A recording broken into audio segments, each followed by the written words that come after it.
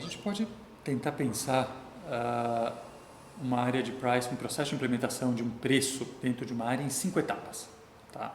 Então vamos lá, passo a passo. Primeira etapa, a área de pricing que ela já existe, que ela já tem uma estrutura de governança definida, que ela já sabe o papel que o preço tem dentro do produto para a organização. Tá? Ela precisa ter muito claro qual é a estratégia corporativa para o preço. O que eu chamo de estratégia corporativa? O que a empresa quer com o preço? Ela quer maximizar a margem? Isso é uma lógica. Mas ela pode querer outra coisa. Eu quero ser líder. Eu quero ser dominante em um canal. Eu quero ser o principal player em um canal. Eu quero ser o mais lembrado. São diferentes. Eu quero ser o melhor, visto como o melhor, percepção do consumidor. Então, você tem diferentes funções que o preço é importante para isso. Essa estratégia corporativa precisa estar clara para a área de pricing. Tá? E ela vem de fora, ele é um insumo para a área de pricing. Uma vez que essa estratégia corporativa está fora, está definida, desculpem, você tem um segundo passo, que é definir qual que é a sua estratégia de precificação. Tá? Historicamente, quando começou todo lá no século XVIII, quando você começou no século XIX a ter lógicas de precificação, quem que definiu o preço? Era o vendedor na ponta. Por quê? Você não conseguia ter dados, informações para algo diferente disso. Os métodos modernos que começam já no século XX, basicamente existem 4 grandes métodos, tá, de precificação, 4 estratégias de precificação. Tá? Então, quais são? A primeira é Cost Plus. Tá? Então, eu tenho uma definição de custo, tá? Eu defino uma margem em cima e aplico esse preço. É o método mais simples.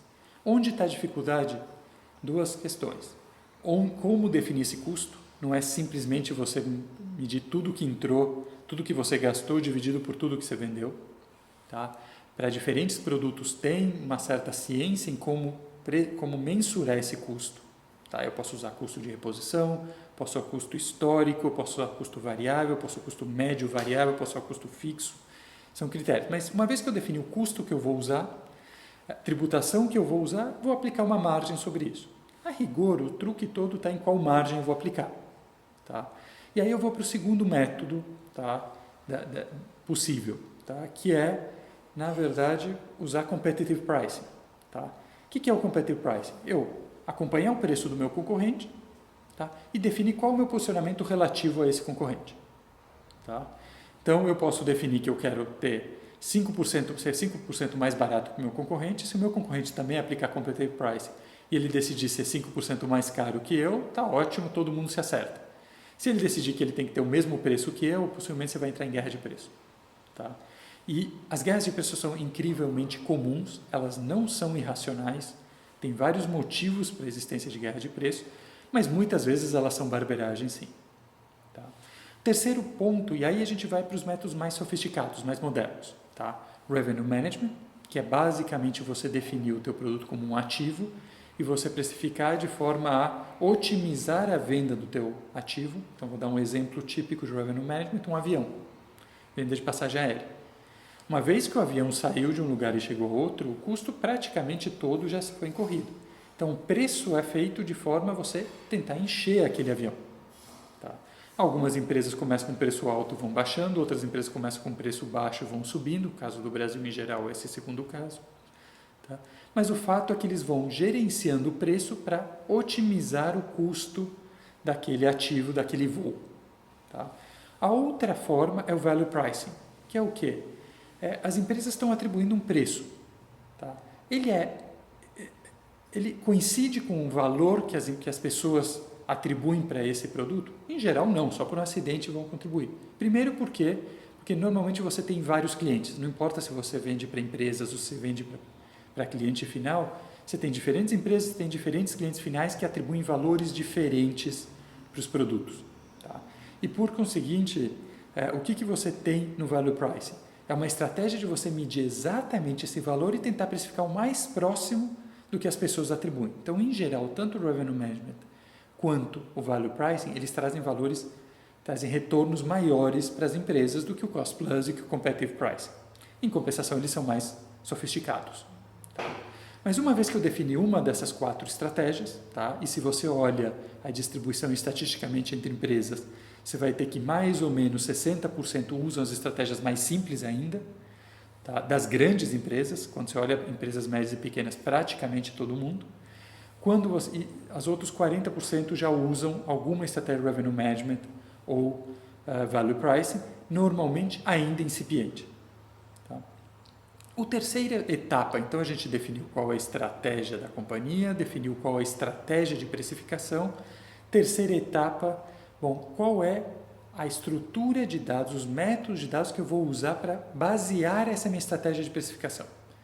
Eu preciso quanto mais sofisticado for o meu método de precificação, mais eu preciso ter dados trabalhados, não são só dados, são dados trabalhados, de forma a poder precificar adequadamente o meu produto. Tá? E isso implica o quê? Eu tenho várias formas, eu tenho modelos de avaliação, modelos de mensuração, tá? Ou seja, eu tenho que ter ferramentas de avaliação, ferramentas de medição, ferramentas de implementação de preço desse processo e que eles implicam em coisas que, em geral, as áreas estão acostumadas, elasticidades. O mínimo eu preciso ter elasticidades para saber a relação entre quantidade e preço nos diferentes tipos de clientes que eu estou atacando. Tá? A quarta etapa, depois, eu preciso ter a regra de implementação. Uma vez que eu defini esse preço geral, e essa é a minha estratégia, como que eu faço a minha implementação? Como que esse preço vai chegar na organização lá na ponta? Eu estou aqui numa área de pricing. Eu preciso definir qual é o preço que eu vou definir de tabela, qual a política de descontos, qual a política de alçadas que eu vou definir, para que esse preço possa se chegar taticamente ali no comercial e o comercial executar esse preço. Tá? E a última etapa disso é que eu preciso medir o processo. Tá? Então, nota que em geral, todo esse processo ele se torna absurdamente mais fácil se você começa a criar ferramentas, e quando eu falo aqui ferramentas, eu não estou falando de softwares super sofisticados de precificação, eu estou falando de dashboards simples que me permitam acompanhar o processo, tá, em toda essa etapa, mas o uso de ferramentas é extremamente recomendado para que esse processo seja rápido. Por quê? Porque, principalmente num país como o Brasil, se o processo for lento, entre o processo que você definiu, conseguiu alinhar a estratégia da empresa, conseguiu alinhar áreas, conseguiu definir sua estratégia de precificação, conseguiu modelar sua estratégia, definiu alçadas, comunicou para o comercial, chegou no comercial, se passaram 2 meses, o cenário já é outro e você está com o preço errado. Tá? Então, se eu puder definir, são essas 5 etapas. Uma área de pricing ela tem que seguir dinamicamente essas 5 etapas e, de preferência, sim, se municiar de ferramentas simples que permitam, que não sejam simplesmente uma planilha, mas que permitam que você faça esse processo.